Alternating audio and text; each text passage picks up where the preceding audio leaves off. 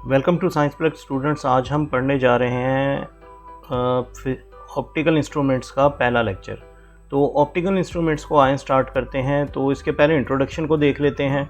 Optical instruments जो हैं, lens से हम इसको शुरू करते हैं। Lens is a piece of transparent refractive medium bounded by 1 और 2 स्फेरिकल सरफेसेस। अब इसकी एक या दो हो सकती हैं, यानी प्लेनो कन्वेक्स लेंस हो सकता है या बाई कन्वेक्स लेंस हो सकता है, बाई कनकेव लेंस हो सकता है या प्लेनो कनकेव लेंस हो सकता है। There are 2 types, convex lens और कनकेव लेंस। तो इसकी टाइप्स आगे भी देख लेते हैं। अब कन्वेक्स लेंस क्या होते हैं? The lens which converges the parallel rays of the light to a point, यानी ये कन्वर्ज करती है पैरेलल रेज को एक पॉइंट पर। ये मैं भी आगे चल के आपको दिखाऊंगा भी। Convex lens is a thicker at the centre and thinner at the edges. तो ये इसमें होता है। कनकेव लेंस क्या होता है? द लेंस विच डाइवर्ज, जैसे ये कन्वर्ज करता है ये डाइवर्ज करता है पैरेलल रेज को। Concave lens is a thinner at the centre and thicker at the edges. अब इनकी टाइप्स होती हैं कुछ, ये देखें ज़रा। ये डाइवर्जिंग लेंस है, यानी ये कनकेव लेंस है। तो ये बाई कनकेव लेंस है, ये आप देख सकते हैं, ठीक है। कनकेव लेंस, ये बाई कनकेव लेंस है, ये प्लेनो कनकेव लेंस है। और ये नेगेटिव मेनिस्कस के लिए इसकी एक कन्वेक्स और एक कनकेव साइड है, इस तरह हो सकता है ये। कन्वर्जिंग लेंस यानी कन्वेक्स लेंस है ये आप देख सकते हैं। ये कन्वेक्स लेंस, इसकी एक साइड कम कर्व है और एक ज़्यादा है। ये बाई कन्वेक्स लेंस है क्योंकि इसमें बराबर है दोनों साइडें। और ये प्लेनो कन्वेक्स लेंस है और इसी तरह ये पॉजिटिव मेनिस्कस के लिए बनाया गया है। तो नेक्स्ट देखते हैं जी, सम इम्पॉर्टेंट टर्म्स। आपको इन चीज़ों का पता होना चाहिए अगर आप ऑप्टिकल इंस्ट्रूमेंट को पढ़ने जा रहे हैं। रेडियस ऑफ कर्वेचर, तो पहले द सेंटर ऑफ कर्वेचर क्या होता है? The centre of the spherical surface of the lens. जो स्फेरिकल सरफेस होती है लेंस की, उसका जो सेंटर होता है, जैसा कि मैंने अभी लेंस दिखाए हैं, उनको कहते हैं हम सेंटर ऑफ कर्वेचर। अब रेडियस ऑफ कर्वेचर क्या होगा? फिर अपने नाम से ये बता रहा है, radius of spherical surface of lens, यानी जो स्फेरिकल सरफेस आपको नज़र आ रही है, जैसे बाई कन्वेक्स लेंस में ये पीछे ये वाली, इसका जो रेडियस होगा, ठीक है, उस रेडियस को हम कहेंगे convex optical centre. A point which lies inside the lens और on the surface of lens through which the ray passes undeviated. Centre, optical centre का ये ना किसी भी लेंस का सेंटर होता है और उसकी खासियत ये होती है कि जो भी रे इस पे आके पड़ती है वो अनडेविएटेड ही निकल जाती है, यानी वो ना तो डाइवर्ज होती है ना कन्वर्ज होती है, वो सीधी निकल जाती है। प्रिंसिपल फोकस क्या होता है? The point at which parallel rays converges in case of convex lens और from which they appear to be diverges in case of concave lens. यानी कन्वेक्स लेंस के केस में जब लाइट गुजरेगी और वो सारी लाइट रेज एक पॉइंट पर जहाँ फोकस हो जाएंगी, उसको हम क्या कहेंगे? Principal focus. और कनकेव की सूरत में डाइवर्ज होती हैं ना, तो वो वर्चुअली लेंस के पीछे कन्वर्ज होती हैं। तो वो जहाँ वर्चुअली कन्वर्ज होती हैं, तो कनकेव के केस में वो principal focus.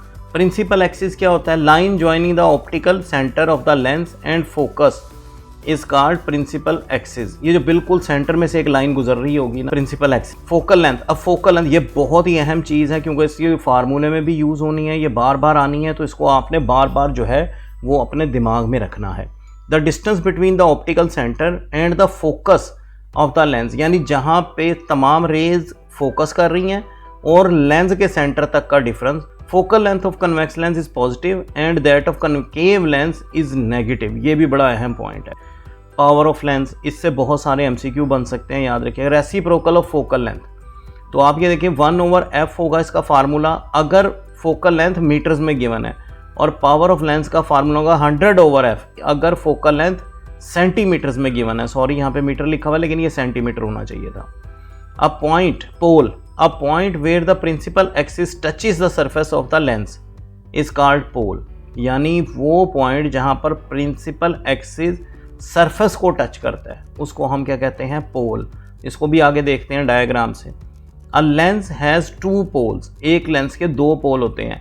The distance between 2 poles of lens is called width, यानी मैं आपको ये बता दूं कि ये विड्थ है, यहाँ से लेके यहाँ तक ये विड्थ है, और अगर इसके सेंटर में से एक लाइन हम ये गुजारें तो वो प्रिंसिपल एक्सिस होगा।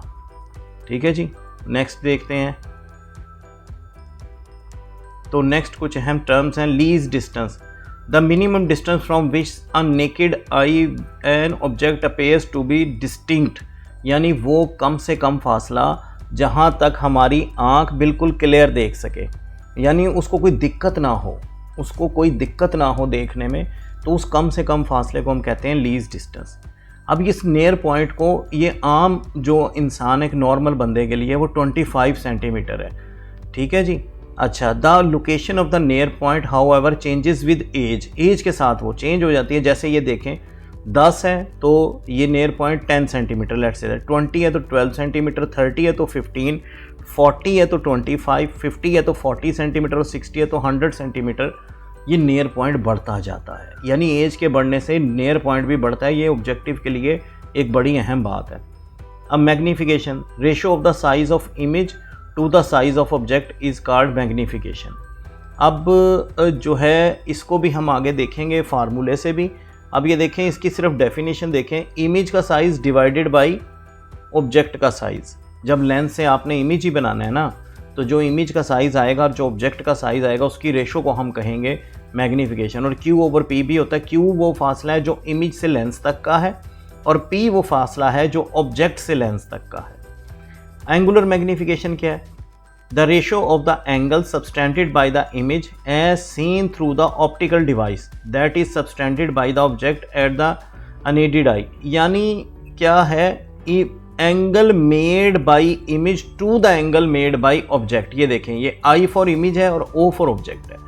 यानी जो लेंस के साथ रे एंगल बन रहा होगा इमेज का, उसको डिवाइड कर दिया जाएगा रे एंगल का जो एंगल बन रहा होगा ऑब्जेक्ट का उससे, ठीक है जी। अच्छा, रिजॉल्विंग पावर, छोटी छोटी डेफिनेशंस हैं। अभी ये सिर्फ हमारे पास इंट्रोडक्शन चल रहा है, तो इसकी मैं अभी आगे एलैबोरेशन करूँगा पूरी। The ability of an instrument to reveal the minor details, यानी एक ऑप्टिकल ऑब्जेक्ट किसी भी कम से कम ऑब्जेक्ट को जितना क्लियर करके दिखा सकता है, जितना बड़ा करके दिखा सकता है, वो उसकी रिजॉल्विंग पावर कहलाता है।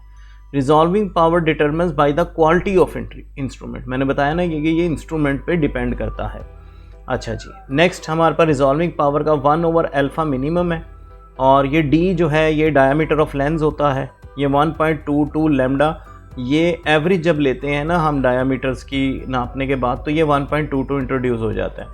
इसके अलावा ये हो जाता है lambda divided by change of wavelength, और n ये जो है नंबर ऑफ स्लिट्स है, और ये m जो है ये ऑर्डर ऑफ इमेज है, इसको भी आप कह सकते हैं। तो ये 3 फार्मूले हैं, और ये एंगल ऑफ मिनिमम डेविएशन कहलाता है अल्फ़ा, ठीक है जी। तो किसी भी, मैं बार बार बता रहा हूँ, किसी भी ऑब्जेक्ट की जो रिजॉल्विंग पावर है वो डिपेंड करती है उसकी क्वालिटी के ऊपर। तो नेक्स्ट चलते हैं जी, हमारे पास है सिंपल माइक्रोस्कोप।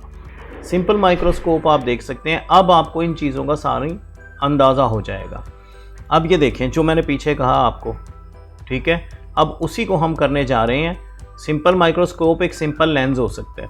तो ये देखें, ये नेकेड आई से एंगल बन रहा है अल्फ़ा, ये ऑब्जेक्ट है। अब यही जब हमने लेंस से लिया तो ये ऑब्जेक्ट है और ये इमेज बन रहा है, देखें लीस्ट डिस्टेंस पर। ये Q = D, और यहाँ पे देखें ये इमेज बड़ा नज़र आ रहा है, इसको हमने बीटा कहा। तो यही मैं समझाना चाह रहा था कि वो एंगल जो इमेज से बनता है और जो एंगल बनता है ऑब्जेक्ट से, इनकी रेशो को हम मैग्नीफिकेशन कहते हैं।